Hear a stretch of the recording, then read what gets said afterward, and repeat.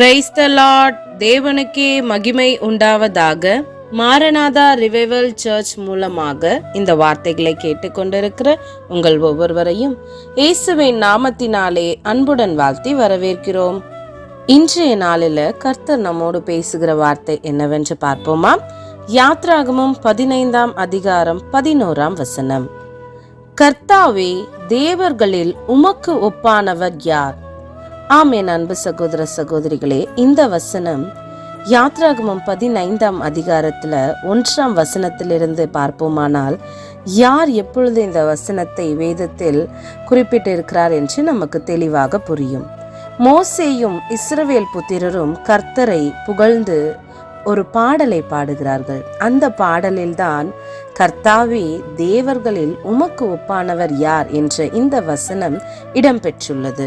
நம்முடைய கர்த்தராகிய தேவனோடு நாம் யாரையும் ஒப்பிட முடியாது. ஏனென்றால் அவர் சர்வ வல்லமையுள்ளவர், சர்வ ஞானி.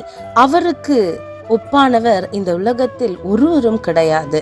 அதைத்தான் மோசேயும் இஸ்ரவேல் புத்திரர்களும் அவரை புகழ்ந்து பாடும்பொழுது இந்த வார்த்தையை, இந்த வசனத்தை குறிப்பிட்டுள்ளார்கள்.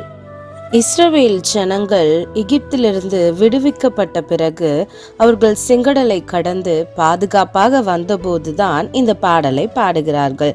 அவர்கள் பின்னால் அவர்களை நெருக்குகிற பகைவர்கள், அவர்களுக்கு முன்பாக பெருங்கடல், மனிதர்களால் செய்ய முடியாத ஒரு அதிசயத்தை அந்த சமயம் கர்த்தர் செய்கிறார்.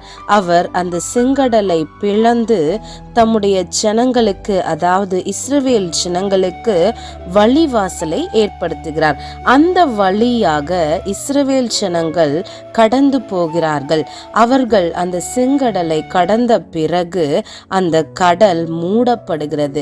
ஏனென்று சொன்னால், அவர்களை பின்தொடர்ந்து அவர்கள் எகிப்தியர்களாகிய அவர்களுடைய பகைவர்கள் வந்து கொண்டிருக்கிறார்கள் அல்லவா? அவர்கள் அந்த வழியாக பிரவேசிக்க முடியாத அளவிற்கு தேவன் அந்த வழியை மீண்டும் கடலினால் மூடினார். ஏனென்றால் கர்த்தர் இஸ்ரவேல் ஜனங்களை காப்பாற்ற விரும்புகிறார். அப்பொழுதுதான் அந்த அதிசயத்தை கண்டுதான் இஸ்ரவேல் ஜனங்களும் மோசேயும் இந்த பாடலை பாடுகிறார்கள். இஸ்ரவேல் ஜனங்களை அழிக்க வேண்டும் என்று பின்தொடர்ந்து வந்த அந்த எதிரிகள் அந்த செங்கடலில் விழுந்து மாண்டு போகிறார்கள் என்று நாம் பார்க்கிறோம். இதிலிருந்து என்ன தெரிகிறது? நம்முடைய தேவனாகிய கர்த்தருக்கு ஒப்பானவர் இந்த உலகத்தில் யாருமே கிடையாது. ஏசப்பாக்கு அவ்வளோ பெரிய வல்லமை, மகிமை எல்லாமே அவருக்கு மாத்திரமே உரியது. எவரையும் மேன்மைப்படுத்தவும் அவரால் மாத்திரமே ஆகும். அதனால அவருக்குரிய வல்லமையை எந்த தேவர்களிடத்திலும் நம்மால் ஒப்பிட முடியாது. அதனால்தான் கர்த்தாவே, தேவர்களில் உமக்கு ஒப்பானவர் யார்? உங்களுக்கு ஒப்பானவங்க யாருமே கிடையாது என்பதை ஆணித்தரமாக இந்த வார்த்தை பதிவிடுகிறது. ஆம், என் அன்பு சகோதர சகோதரிகளே, இப்படிப்பட்ட ஒரு அதிசயமான அற்புதமான காரியத்தை அன்றைக்கு இஸ்ரவேல் ஜனங்களுக்கு செய்த தேவன் இன்றைக்கு நமக்கும் செய்ய வல்லவராய் இருக்கிறார். நாம் நினைக்கலாம், நம்முடைய வாழ்க்கையில் அநேக பிரச்சனைகள் இருக்கிறது, இதை நான் எப்படி கடந்து போகிறேன், இந்த பிரச்சனைகளுக்கு ஒரு முடிவே இல்லையா என்று கூட நாம் சிந்திக்கலாம். ஆனால் தேவன் சொல்லுகிறார், இது மனுஷரால் கூடாததுதான். செங்கடலை பிரிக்கவோ அதன் வழியாய், அந்த வழியின் வழியாய் மனிதர்களை நடக்க செய்யவோ நம்மால் கூடாத காரியம். இது மனுஷரால் கூடாததுதான். ஆனால் தேவனால் எல்லாம் கூடும் என்ற வார்த்தையின்படி அவர் நினைத்தால் ஒரு நொடியில் நம்முடைய வாழ்க்கையை மாற்ற முடியும். நம்முடைய சிறையிருப்பை திருப்ப முடியும். நம்முடைய கஷ்டங்களை மகிழ்ச்சியாக, சமாதானமாக, சந்தோஷமாக அவர் நினைத்தால் மாற்ற முடியும். அதற்கு நாம் செய்ய வேண்டிய காரியம் அவரை புகழ்ந்து பாட வேண்டும், அவரை விசுவாசிக்க வேண்டும். அவர் வழியில் நடக்கும் பொழுது நம்முடைய வாழ்க்கையிலும் கர்த்தர் இப்படிப்பட்ட அதிசயத்தை காண செய்வார். இப்பொழுது நாம் ஜெபிக்கலாமா? ஆம், என் அன்பின் ஆண்டவரே, கர்த்தாவே, தேவர்களில் உமக்கு ஒப்பானவர் யாரப்பா? உமக்கு ஒப்பானவர் ஒருவரும் இல்லை சுவாமி.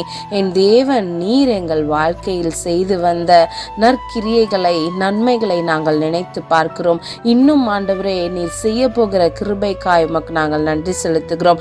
எப்படி செங்கடல் போல ஆண்டவரே தடைகள் எங்களை சுற்றி இருந்தால் என் தேவன் அந்த தடையை வழியாக மாற்ற வேண்டுமாய் செபிக்கிறோம். எங்களை பின் தொடர்ந்து வரும் அப்பா எகிப்தியர் போன்ற பிரச்சனைகளை என் தேவன் நீர் மாண்டு போக செய்ய வேண்டுமாய் நாங்கள் செபிக்கிறோம். ஒரு அற்புதத்தையும் ஒரு அதிசயத்தையும் என் தேவன் நீர் செய்ய வேண்டுமாய் செபிக்கிறோம். எல்லாவற்றையும் உம்முடைய பாதத்தில் அர்ப்பணிக்கிறோம். இயேசுவின் நாமத்தில் செபிக்கிறோம் ஜீவனுள்ள நல்ல பிதாவே.